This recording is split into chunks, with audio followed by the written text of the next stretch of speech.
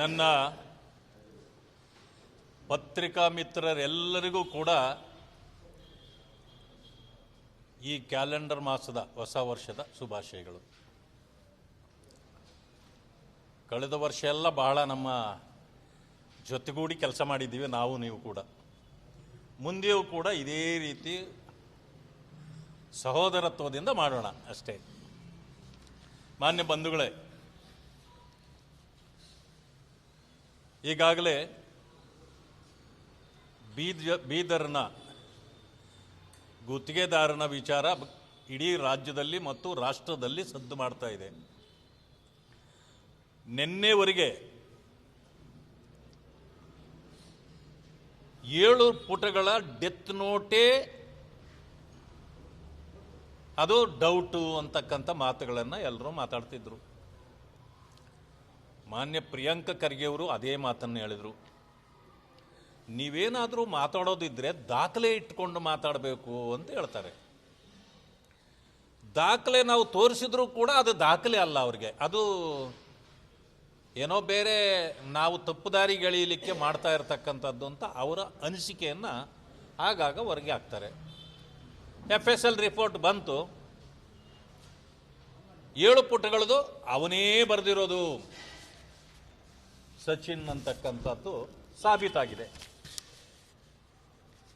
ನೀವು ಅಲ್ಲೆಗಳಿದ ಈ ಪತ್ರ ಇದು ನಕಲಿ ಅಲ್ಲ, ಅಸಲಿ ಅಂತಕ್ಕಂಥದ್ದನ್ನು ಈಗ ಡಿಪಾರ್ಟ್ಮೆಂಟೇ ಹೇಳಿದೆ. You failed in first point. ನೀವು ಈಗಾಗಲೇ 1 ಪಾಯಿಂಟಲ್ಲಿ ನೀವು ಫೇಲ್ ಆದ್ರಿ. ಎರಡನೇದು, ಆ ಸಚಿನ್ಗೆ ಪ್ರಾಣ ತ್ಯಾಗಕ್ಕೆ ಉತ್ತರ ಸರ್ಕಾರ ಕೊಡಬೇಕು. ಇದರಿಂದ ಇರತಕ್ಕಂಥವ್ರು ಯಾರು, ಏನು ನಿಜಾನ, ಅದು ಏನಾಯಿತು ಅಂತ. ನಾನು ದುಡ್ಡಿನ ವಿಚಾರದಲ್ಲಿ ಮಾತಾಡೋದಿಲ್ಲ, ಅದು ವ್ಯಾಪಾರ ವ್ಯವಹಾರ ಇರತಕ್ಕಂಥದ್ದನ್ನು ಅದು ಕೂಲಂಕುಷವಾಗಿ ತನಿಖೆ ಮಾಡಿದಾಗ ಅದು ಹೊರಬರ್ತದೆ, ಅದಕ್ಕೆ ನೀವು ಸರ್ಕಾರ ಉತ್ತರ ಕೊಡ್ರಿ. ಮೂರನೇ ವಿಚಾರ, ಅವರ ಕುಟುಂಬಕ್ಕೆ ಥ್ರೆಟ್ ಇದೆ. 5 ಜನ ಹೆಣ್ಣು ಮಕ್ಕಳಿದ್ದಾರೆ. ಅವರ ಬಗ್ಗೆ ಮಾನ್ಯ ಮುಖ್ಯಮಂತ್ರಿಗಳಿಗೆ ಕರುಣೆ ಇರಬೇಕು. ಒಂದು ಹಿಂದುಳಿದ ಸಮಾಜ, ಅದರ ಬಗ್ಗೆ ಕರುಣೆ ಇರಬೇಕು. ನೀವು ಹಿಂದುಳಿದವರ ಬಗ್ಗೆ ಪ್ರೇಮ ಪ್ರೀತಿ ಇದ್ದರೆ ಅದನ್ನು ತಾವು ಮಾಡಿ. ಮೂರನೇ ವಿಚಾರ, ಸುಪಾರಿ. 4 ಹೆಸರುಗಳು ಇದರಲ್ಲಿದೆ. ಸುಪಾರಿ ವಿಚಾರದಲ್ಲಿ ಸರ್ಕಾರ ಸೀರಿಯಸ್ನೆಸ್ ಅನ್ನು ತೋರಿಸಲೇಬೇಕು. ಈಗ ಮುಂದೆ 4 ಜೀವಗಳಿತ್ತು. ಇದು ಇಂಟರ್ ಸ್ಟೇಟ್ ಮ್ಯಾಟ್ರ್ ಅಂತ ನಿನ್ನೆನೇ ನಾನು ಹೇಳಿದ್ದೇನೆ. ಅದಕ್ಕೆ ಇದನ್ನ ನೀವು COD CID ಮಾತೇ ಎತ್ತಬಾರದು, ನೀವು CBIಗೆ ಕೊಡಬೇಕು. ಯಾಕೆ ಕೊಡಬೇಕು ಅಂತಂದ್ರೆ, SI ವಿಷಯ ಬಂತು. ಗುಲ್ಬರ್ಗಾದಲ್ಲಿ ಸಬ್ ಇನ್ಸ್ಪೆಕ್ಟರ್ಸ್ ಏನೋ ಎಕ್ಸಾಮ್ನಲ್ಲಿ DR ಪಾಟೀಲ್ ಅನ್ನೋರಿಗೆ ನೀವು ಅದರಲ್ಲಿ ಇನ್ವಾಲ್ವ್ ಆಗಿದ್ದಾರೆ ಅಂತ ತೋರಿಸ್ಕೊಟ್ರಿ. ಅವ್ರು ಯಾರು? ನಿಮ್ಮ ರೈಟ್ ಹ್ಯಾಂಡ್, ಪ್ರಿಯಾಂಕಾ ಖರ್ಗೆ ಅವರ ರೈಟ್ ಹ್ಯಾಂಡ್ ಅವರು. ಆಗಿದ್ರೂ ಕೂಡ ನಾನು ಇವತ್ತು ನಿಮಗೆ ಬೇಕಾದ್ರೆ ತೋರಿಸ್ತೇನೆ.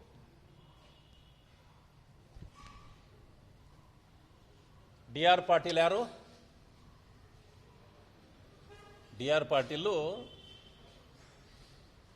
ಅವರು ಕೂಡ ರೈಟ್ ಹ್ಯಾಂಡೇ ಆಗಿದ್ರು. ನೀವು ಅವರನ್ನ ಮುಂದಿಟ್ಟು ಆವತ್ತಿನ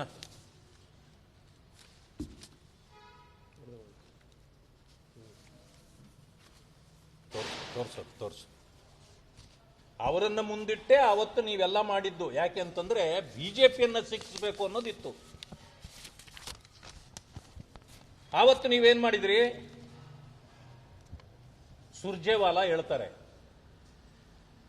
ಇದು ಪೊಲೀಸ್ ಎಲ್ಲಾನು ಈ COD ತನಿಖೆ CID ತನಿಖೆ ನಾವು ಒಪ್ಪೋದಿಲ್ಲ. ಈಗಾಗಲೇ 76 ಲಕ್ಷ 76 ಲಕ್ಷ ರೂಪಾಯಿಯನ್ನ ಶಂಕರಗೌಡ ಅವತ್ತು DSP ಆಗಿದ್ದವರು ಪೊಲೀಸ್ನವರು ತಗೊಂಡಿದ್ದಾರೆ. ಇನ್ನು 2,40,00,000 ರೂಪಾಯಿ ಬಾಕಿ ಕೊಡಬೇಕು ಅಂತೇಳಿ ಅವರು ಡಿಮ್ಯಾಂಡ್ ಮಾಡ್ತಿದ್ದಾರೆ. ಈ ಸರ್ಕಾರದ ಪರಿಸ್ಥಿತಿ ಈ ರೀತಿ ಇದೆ ಅಂತ ನೀವೇ ಅವತ್ತು ಆಪಾದನೆ ನಮ್ಮ ಮೇಲೆ ಮಾಡಿದ್ರಿ. ಆದ್ರಿಂದ ಯಾವುದೇ ಕಾರಣಕ್ಕೆ ನಾವು CODನ ಒಪ್ಪೋದಿಲ್ಲ ಅಂತ ನೀವೇ ಹೇಳಿದ್ದೀರಿ. ಅವತ್ತು ಸುರ್ಜೇವಾಲಾ ಹೇಳಿದ್ದಾರೆ, ಅದನ್ನು ನಾನು ಬೇಕಾದ್ರೆ ಬಿಡುಗಡೆ ಮಾಡ್ತೀನಿ ನಿಮಗೆ. ಆದರೆ ಇವತ್ತು ಆಪಾದನೆ ಮಾಡಿದ್ರಿ. ಶಂಕರಗೌಡ ಪಾಟೀಲ್ ಇದಾರಲ್ಲ ನಿಮ್ಮ DSP, ಅವರನ್ನ ಶಾಬಾದಲ್ಲಿ ನೀವೇ ಇಟ್ಕೊಂಡಿದ್ದೀರಲ್ಲ, ಇವತ್ತು ಹಾಕೊಂಡಿದ್ದೀರಲ್ಲ. ಎನ್ಕ್ವೈರಿ ಇನ್ನೂ ಅವ್ರ ಮೇಲೆ ಹಾಗೇ ಇದೆ. ಅಂದ್ರೆ ಈ ಕಲೆಕ್ಷನ್ ಅಲ್ಲಿ ನಿಮ್ಮ ಪಾಲು ಎಷ್ಟಿತ್ತು ಅವತ್ತು? ಇದೆಲ್ಲ ನೀವೇ ಮಾಡ್ತಿದ್ದಂತ ಆಯ್ತಲ್ಲ. ಈಗ ಶಂಕರಗೌಡರು ಹರಿಶ್ಚಂದ್ರರಾದ್ರ 2,40,00,000 ಅವ್ರಿಗೆ ವಾಪಸ್ ಬಂತ. ನಮ್ಮ ಪಕ್ಷದ ಮೇಲೆ ಆವತ್ತು ನಮ್ಮ ಸರ್ಕಾರದ ಮೇಲೆ ಗೂಬೆ ಕೂರಿಸಿದ್ರಲ್ಲ. ಈಗ ಕಲೆಕ್ಷನ್ ಮಾಸ್ಟರ್ಸು ಕಾಂಗ್ರೆಸ್ ಬಿಜೆಪಿಯನ್ನ ಜನ ತೀರ್ಮಾನ ಮಾಡಲಿ.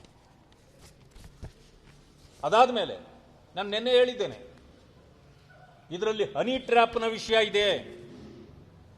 ಇದನ್ನು ಯಾರು ಗಮನಿಸಿರಲಿಲ್ಲ. ಇವತ್ತು 7 ಪುಟಗಳು ನಕಲಿ ಅಲ್ಲ ಅಸಲಿ ಅಂತ ಬಂದ ಮೇಲೆ ಈಗ ಮಾನ್ಯ ಮುಖ್ಯಮಂತ್ರಿಗಳೇ, ನಿಮಗೂ ಕೂಡ ಸವಾಲಿದೆ. ನೀವು ಸವಾಲಿಗೆ ಜವಾಬು ಕೊಡಬೇಕೀಗ. ಮಾನ್ಯ ಪ್ರಿಯಾಂಕ ಖರ್ಗೆ ಅವರೇ, ತಾವು ಸಚಿವರಿದ್ದೀರಿ, ಉಸ್ತುವಾರಿ ಜಿಲ್ಲೆಗಿದ್ದೀರಿ. ನಿಮ್ಮ ಲೆಫ್ಟು ರೈಟು ಎಡಬಲಗಳಲ್ಲಿರ್ತಕ್ಕಂಥ ನಿಮ್ಮ ಅನುಯಾಯಿಗಳೇ ಮಾಡಿರ್ತಕ್ಕಂಥದ್ದು ಇದು.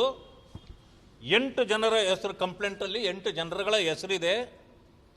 4-5 ದಿವಸಗಳಾಗೋಯ್ತು FIR ಎಲ್ಲ ಆಗಿ. ಅವ್ರು ಎಲ್ಲಿದ್ದಾರೆ? ಅರೆಸ್ಟ್ ಮಾಡಿದ್ರಾ? ಕೆಲವರನ್ನೆಲ್ಲ ನೀವು ಅರೆಸ್ಟ್ ಮಾಡಲಿಕ್ಕೆ ಅರ್ಧ ಗಂಟೆನೂ ತಗೊಳ್ಳೋದಿಲ್ಲ FIR ಆದಮೇಲೆ. ಅಷ್ಟೊಂದು ಫಾಸ್ಟ್ ಇರ್ತೀರಿ ನೀವು. ಇಲ್ಲಿ ನಿಮ್ಮ ಕೈ ಕಟ್ಟಿ ಹಾಕಿರೋರು ಯಾರು? ನಾವೇನಾದರೂ ಮಾತಾಡಿದರೆ ನಮ್ಮನ್ನು ವೈಯಕ್ತಿಕವಾಗಿ ಟಾರ್ಗೆಟ್ ಮಾಡ್ತಿದ್ದಾರೆ ಅಂದ್ಕೊಳ್ತೀರಿ. ನಮ್ಮದು ವೈಯಕ್ತಿಕ ವಿಚಾರವೇ ಇಲ್ಲ.